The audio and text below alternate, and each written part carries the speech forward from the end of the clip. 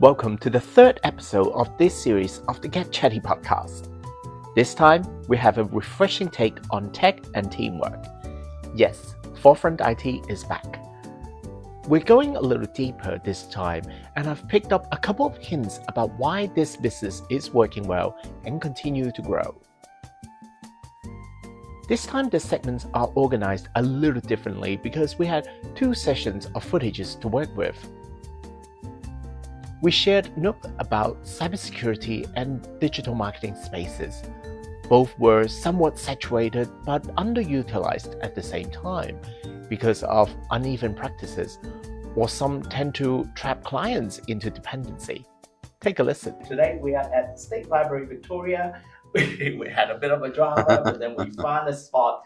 I forgot my video stand, so we're just making do. We are making it happen. Like we are pushing forward.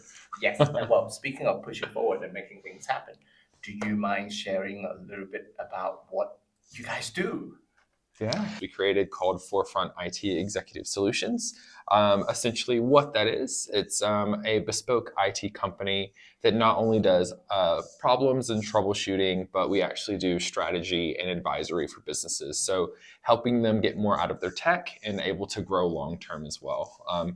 My role specifically, I like to call myself the face or the mouth, whereas this is the brain. We'll come in, understand a business. We pretty much become an extension of the business.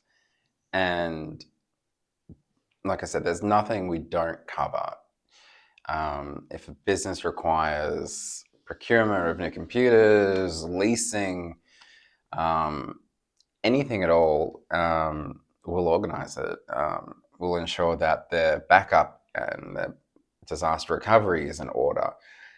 If they're medical or legal or finance, we'll ensure that they're adhering to all the compliance that they have to adhere to stay in business. So it's not a very simple question. It's a very, very broad question. Yeah. So what I like to usually tell people is that if your business has something that turns on and connects to Wi-Fi, more likely than not, we have our hands in it. You both work in growth areas that it's sought after in your respective job market in marketing and information technology. Why start your business? So, like I said before, I've worked for many different businesses, many different consulting firms, and for years I've been seeing that I've been watching Terminator, so that's kind of on my mind. Like, you know how Sarah Connor, she like kind of knew Judgment Day was coming. I knew like all the cybersecurity stuff was going to happen, but no one was focusing on cybersecurity. No one was focusing on strategy. No one was offering VCIO, Virtual Chief Information Officer services, which manages all the strategy and make sure it's all governance and just has complete oversight of everything. No one was offering any of those services. And that's why I was so determined to break out to offer those services. This year, I put out posts saying this year is going to be bad. And businesses need to get serious about their security. And a lot of them aren't. And it's interesting because a lot of small business owners, from a single sole trader to we've only got like 4 or 5 employees, they are stuck in this mentality that they're too small for IT or cybersecurity. But they're the ones that are actually the most sought after because of that reason, because they have no defenses. So it's a real misconception, and it's very difficult trying to get that across and get people to understand that. You mentioned earlier as well with digital marketing, it's such a saturated industry, and people will do and say anything to kind of make a sale. It's the same thing for IT. IT is very saturated as well, and unfortunately, it takes a while to build trust. It's a long conversion. It's hard, and it's we find it harder for us as well because there's a natural almost prejudice because a lot of IT companies fearmonger and they gatekeep information, and they kind of are a bit predatory to small businesses. Making them kind of fall like you need our help. It's almost gaslighting. So we're trying to unravel that approach and do things differently. I have some freelance projects on the side in addition to my employment. My employer knows about it. There's no one need to turn me in. But one of the things I really enjoy doing is like a few months project, and by the end of it, you can do it yourself. You don't need to, because there are a lot of agencies that are clamming on to the clients that say, you need digital marketing for this, and then I'm charging you this monthly, that kind of thing. I was like, ooh, because after a little while, most of them probably can operate it themselves. Yeah. And what is that expression? You give them fish. Oh, you teach them in to fish. That one. Yeah, Or exactly. they got diarrhea. Yeah. Well, they gotta keep it in the fridge. What kind of fish are you giving people? If it's been out of the fridge for a week, maybe you're getting food poisoning. But yeah, so I would say with our approach there, I agree with you. The fish thing? Well, not the fish, not the fish. I meant more of the helping them to be self-sufficient. So generally how it works with us is we'll do a lot of kind of introductory optimizations and integrations. So getting things started, getting things put to where they should be. But after that, it turns into basically just some monitoring and just support. And so we're there in the back end. There'll be maybe there'll be a retainer fee that most people will go on. Yeah. But that's purely for just auditing and for any additional random works we might have to do. But we're not going to come in every other month and say, all right, now we got to do this, or now we got to do that, unless it needs to be done.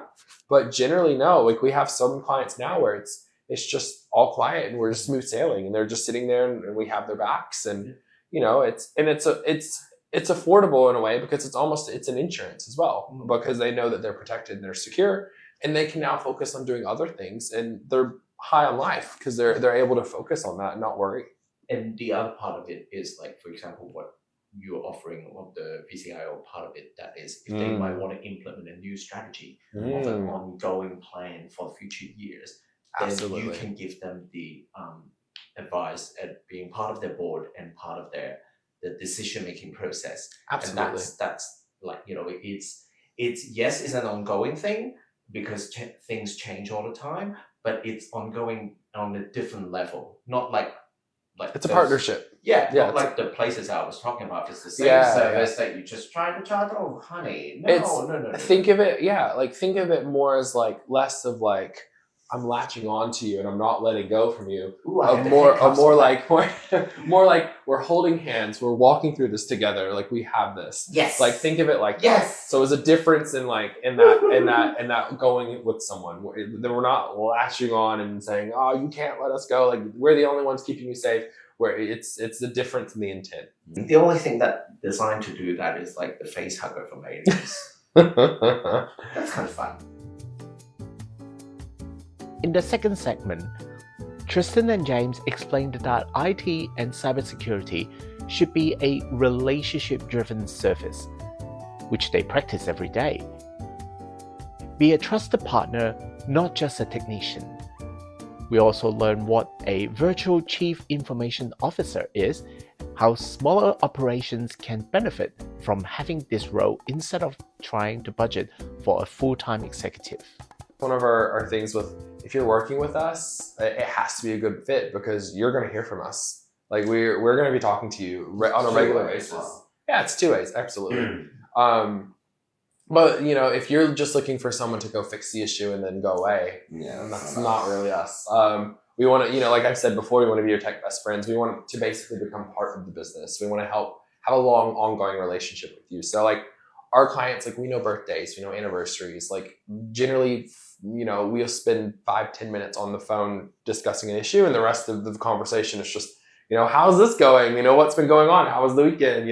So it's very warm, close, personal chat. We call all of our clients are dream clients because I can't complain. Like they do everything that we need, and they give us raving reviews. I mean, we have the type of clients that will go and actually leave a Google review without us asking. Like, if, as a business owner, you know how hard that is, and so it's been pretty much a dream, and that's why I think we could be bigger if we wanted to be bigger, but we're staying small intentionally because we're working with who we want to work with. There are something that comes with scale.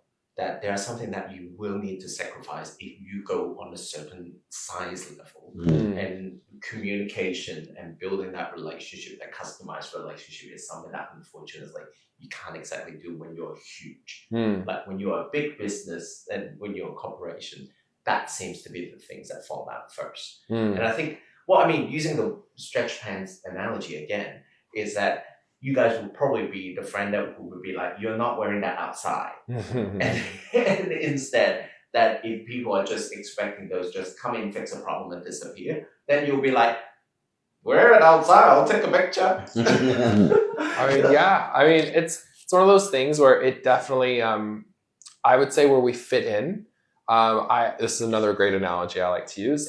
Think of us as if we were selling clothes. We are not, we're not a major designer. We're not going to be like, Gucci, Prada type situation, but we're not on the other end of that. We're not like Kmart. We like to think of we're like a bespoke tailor. We know what we're doing, but we're not pretentious. We're just kind of right in the middle of it. So, it's good quality, but it's not so big that it's just unimaginable to work with. So there's another downside with big though, because I quote my dinosaurs analogy. If there's like an economic meteorite just hitting the earth, usually the big one is the one required first. Potentially, yeah. It could happen. And the thing is, we are living in a quite uncertain economic environment, and that's why for small operation like ourselves, keeping it small is actually maintaining that point of difference of building rapport, building customized relationship, and at the same time, that is financially not as risky of running something with like 50 employees.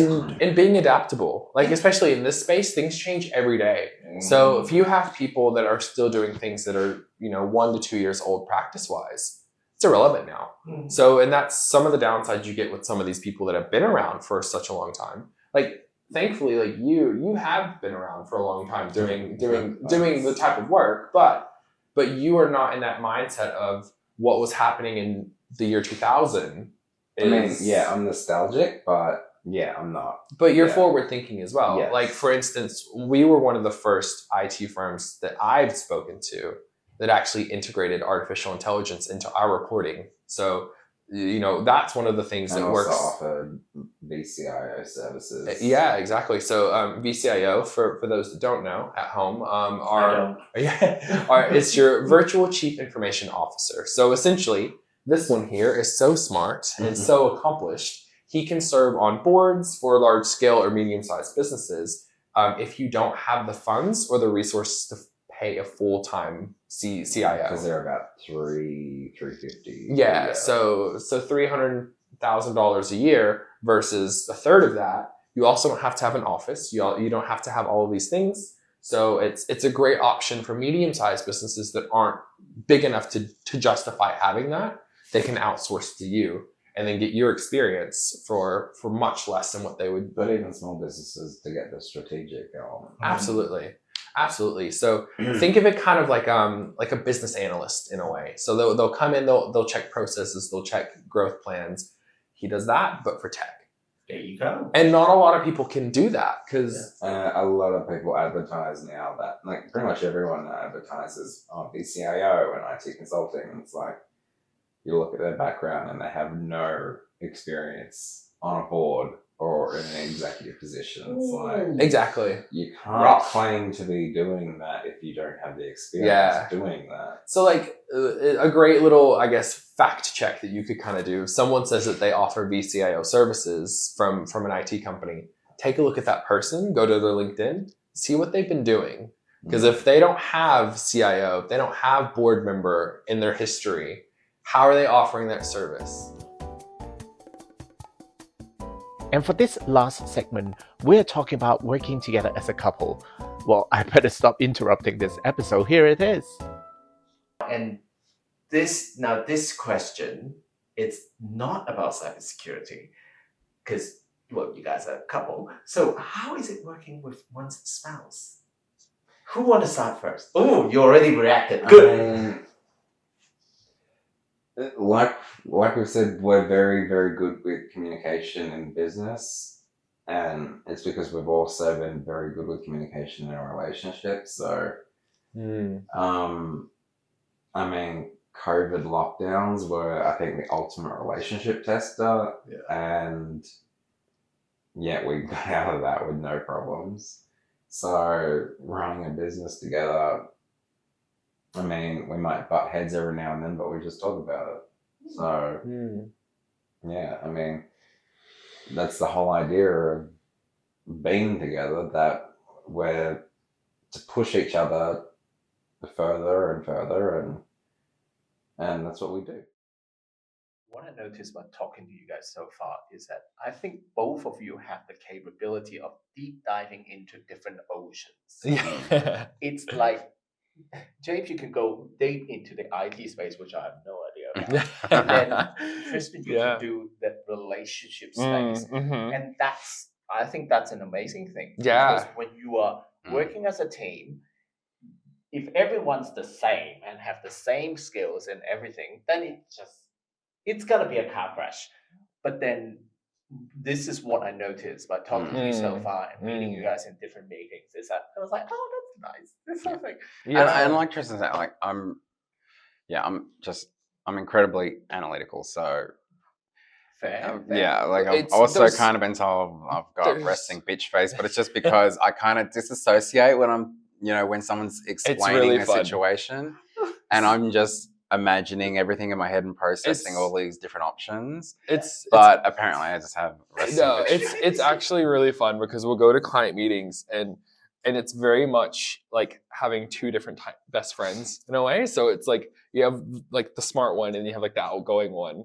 So then the smart one's like thinking and so like we'll be having conversations with the client and then he'll just be like, and he'll start because he's thinking, and so then and there's no expression. So I'm like, so I'll start, taking the conversations, and but then it's really funny because people actually, like, once they know, they actually really enjoy it. One of the people that we were on site, he was calling him Nero because he's like, he goes into the Matrix and he's like thinking, he's seeing the numbers. For me, it was an opportunity for us, one, to where I could come on full time and help our business grow. Because for a while it was just you on your own. And then at the same time, I have a completely unique set of skills to what you do. So I'm not so technically inclined in certain ways, but then at the same time, I'm really great at having conversations and networking and, and just getting meetings together and then even potentially doing client partner type activities. I guess one of my biggest advices for doing like what we do is making sure that there is a healthy separation, that you're not together 24/7, because everyone does need some space here and there. So luckily, I think my role has kind of shifted to be me more outside of the office. So I'm generally out and about talking to clients, meeting clients, going to events and whatnot. So it leads to a bit of a healthy separation there. So we're not on top of each other 24/7. And with that, it helps, it's doing little things. It's like, for instance, it's like I've recently got a new co-working space that I'll go to. So if there's a couple of days where I just want to get out of the house, I'll just go over and sit down, and that's great because it also it's getting me access to more people. Because you also have to remember, the more exposure you have out there, the more potential business you can get. So just by going to that new space, I've already met 4 or 5 new people that are now potential partners for us to then refer business to. That's something that we really wanted to make a main part of our business, is we want to really become invested in our clients so that they see that we care.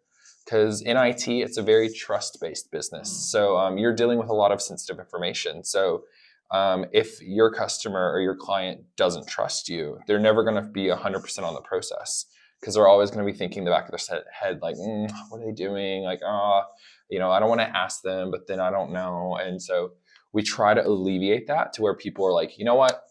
I know you got our backs. Let me know if there's anything. And I think the great thing for us is that we've proven that. And all of our clients are I think the kindest, most gentle, easiest clients.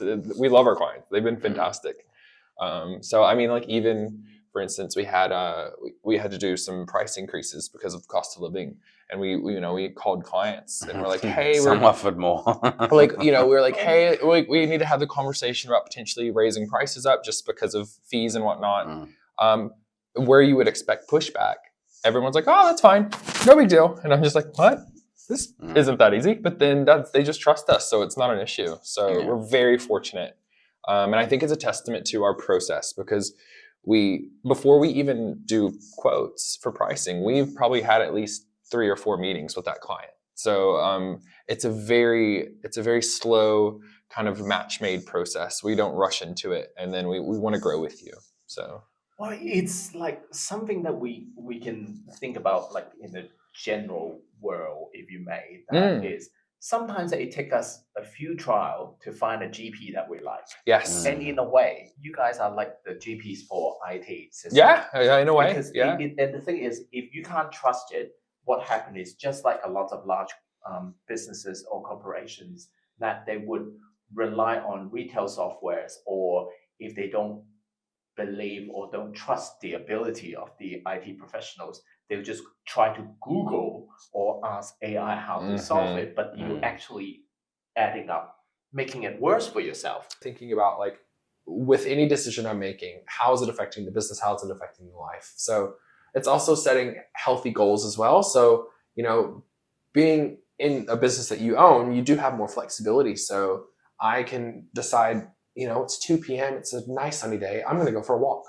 I'll be back in an hour. Whereas if you're at your 9-to-5 job, your boss would be like, hell you are. So it's that in itself has just been a huge mental health boost, because I think that's the joy, I think, of having a business that you get to control or have more control over, is you get to then just put yourself first in some ways. Now, pros and cons to that, because you're also going to be probably working harder for your business than you might if you were in a job that you don't care about. But it's all in, I think, finding the balance. And I think that's a big thing that we've been doing. And we're starting to really kind of, as we get more seasoned into it, we're starting to really get there. And what I'm hearing is actually really good. That is, there's a balance in communication, making spaces, and making the effort to talk about things. Absolutely. Just being open about it. Absolutely. Yeah. And also making space, as in a little break time for yourself, or go for a walk or something. Absolutely. Yeah, absolutely. It's one of those things where, and I think COVID was a great teaching method for this. I think we've now learned that our mental health and our physical health are very, very important.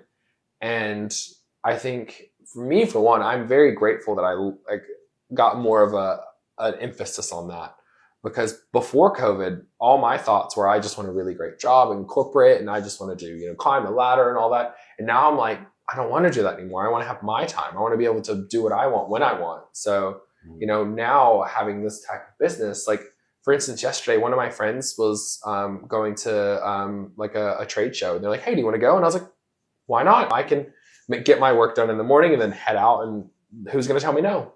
It's just having little moments in life, because I think, the French say it a lot. You work to live, you don't live to work. And so I think that's something that I think myself and yourself, we're really trying to get that in our lives, is we really just want to enjoy our lives. And What America needs to learn. So, but yeah, they do. Americans. What is I it? think a lot of people They can work learn to that live. lesson. No, they live to work. Yeah, but I think that's a big lesson for a lot of people, because there's a lot of people that that are in these really high profile jobs, and then when they sit there and they think about it years later, they're like, oh my God, what have I been doing? Like, you get caught up in it, because I've been there. You stop very, seeing very high salary, working insane hours, and you just spend all the money just Likewise. to make it happy. Likewise, you're spending all your salary, that high salary that you're getting, you're spending it on things to make you feel happy because you don't have freedom. Yeah. You're And dead so, inside. and that's, I think the great thing is a lot of people are like, oh, isn't it scary and nerve wracking having a small business? Like you don't have guaranteed income. And I'm like, no, but like what we do have is freedom and flexibility. There's a price for everything. Yeah. There's a price for getting a high-paying executive job, and there's also a price paying for running a small business and all of that. But then it's about choosing the right combo for yourself. Exactly. And in a way that I found that it's like we are in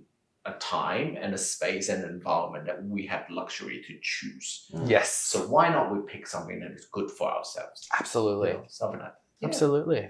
Yeah. Well, we're going on a little break. And then after the break, I am going to further this non-work related question and just hit them with random questions and see how they react to it. And cut. Welcome back to the last part of this episode with the boys from Forefront IT. Now, as we are moving into outside of the work questions, we are doing a quick fire round to wrap up this interview. Okay. What's the biggest business lesson you've learned from your career so far? Biggest Business lesson.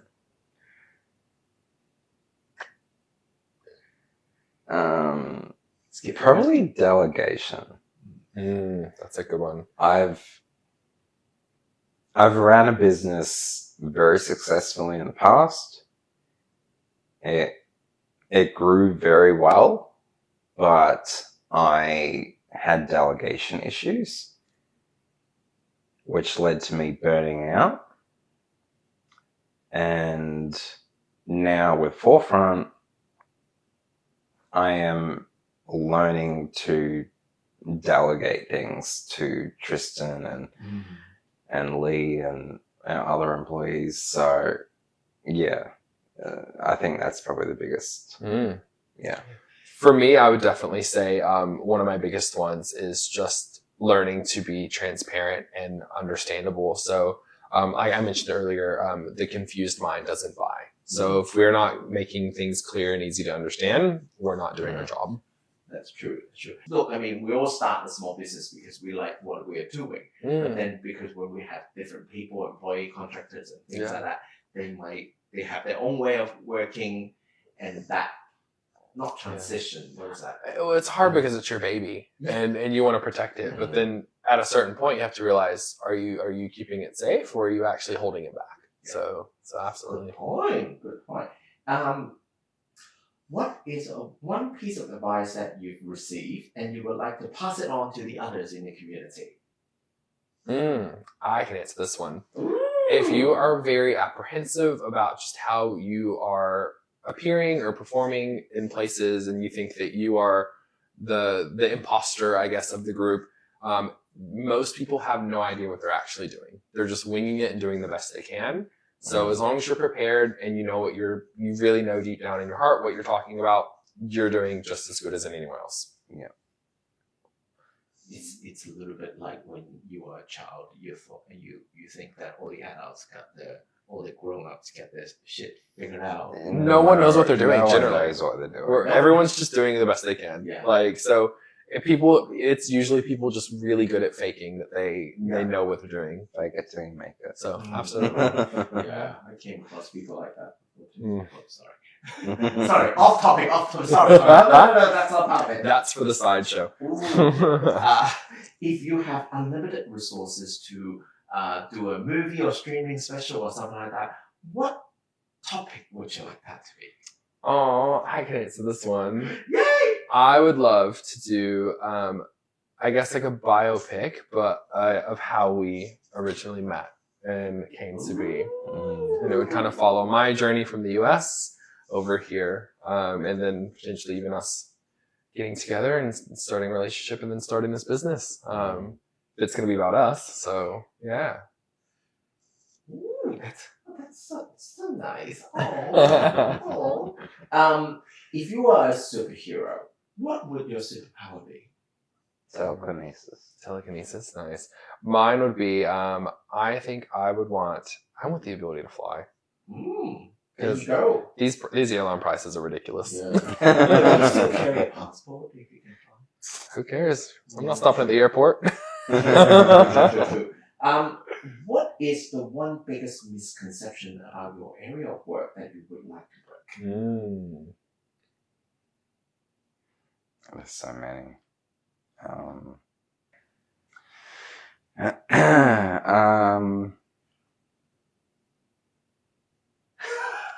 I'm completely stumped. That's all right. I'll give you one. Okay. IT doesn't have to be sterile and boring. It can be a relationship-based approach. We are here to be your teammates, and we're here to be fun. And it can be fun and it can be enjoyable. It doesn't have to be a boring, just monotone, numbers and kind of just math game or It's not a bottomless cost center. Yeah, exactly. Last question. What is your favorite thing to do on a Thursday? It's a random question. On a Thursday? Thursday. Yeah. It's really a random question. Well, Thursdays for me are typically pretty big meeting days. So I generally have a really good lunch meeting with someone. I do some online training on Thursdays. So it's a bit of an educational development day. I will generally, although I could drive, I generally take the train because I like to just sit and debrief and just enjoy my time on the train. And so decompress, yeah, exactly. And then just listen to some music, watch a movie or something, and just not have to deal with the driving of it. So it's true. Actually, I do like taking public transport quite a bit, especially in Melbourne, because you can switch your mind off. Exactly. And then as small business owners, we're doing 5 million other things as well. So, an hour for me in the car is an hour of things that I'm not doing. I'm not seeing emails, I'm not seeing calls. So I can sit on the train, and I'm kind of that annoying person. I'm sorry to anyone else on the train, but I might take a phone call or I might be typing emails. But listen, I'm making money. You are one of them. Sorry, not sorry. Fair enough. No, I mean, it's very interesting, and also for me, I really enjoyed my drive here today. Thank you so much for having me. Of course. It's a lovely space and a lovely home and lovely space that you guys have carved out for yourself. Congratulations. Thank you. And I'm very glad that I get to interview you guys for the podcast. Before we go, can you tell people how can they find you? Absolutely.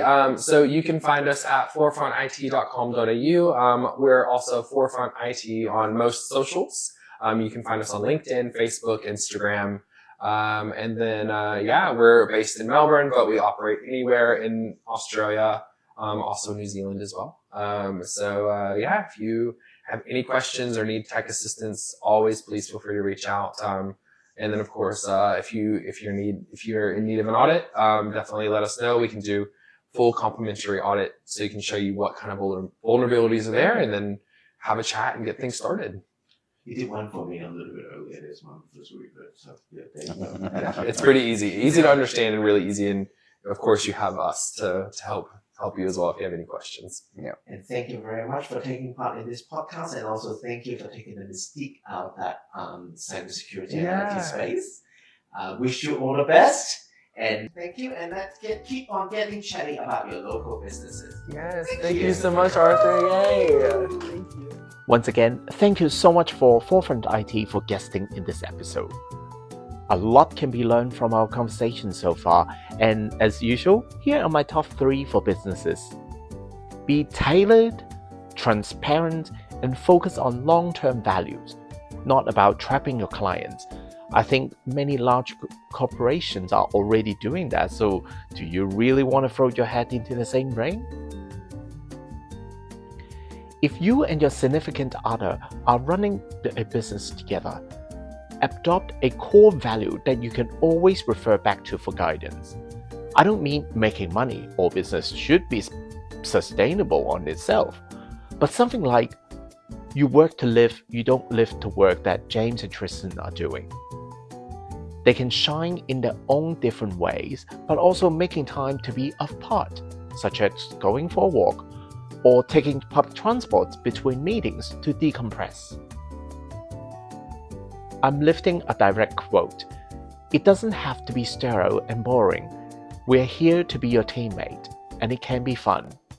That they said. This is about your personal brand, who you are, and how you communicate with your clients to build rapport and trust. If you're treating your clients as case numbers or use fear-based selling or gatekeeping, your client can easily move over to other business competitors, particularly the big business ones, because they can hire the sweet-talking sales reps to charm them.